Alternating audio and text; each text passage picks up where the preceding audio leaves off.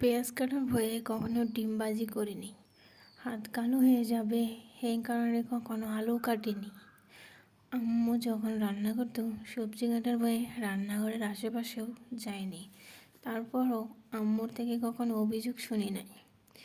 বিয়ের পর পেঁয়াজ আলু থেকে শুরু করে রান্না বান্না সবজি করি, সবই করি, তারপরও কারো না কারো অভিযোগ থেকেই যায়। আগে যে মেয়েটা সামান্য কষ্ট পেলে বাসার সবাই জ্বর লাগিয়ে দিত, আর এখন সবজি কাটতে গিয়ে হাত কেটে ফেললেও সেও শব্দটুকু করে না। নিজের মাকে কখনো রান্না করে বলিনি মা খেয়ে নাও, কখনো বলিনি মা তোমার জামা কাপড়গুলো দাও ধুয়ে দিই, কখনো বলিনি এসো মা তোমার মাথায় তেল দিয়ে দিই। তারপরও মায়ের কোনো অভিযোগ ছিল না।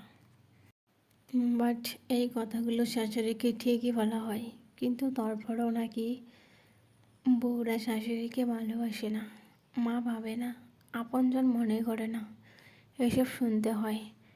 আর একটা মেয়ে তার মাকে যতটা প্যারা দেয় তার বিন্দুমাত্র প্যারা শাশুড়িকে দিলে কিয়ামত ঘটে যেতে পারে।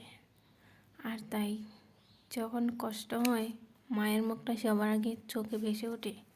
তাই মায়ের কষ্টগুলো এখন উপলব্ধি করা যায়।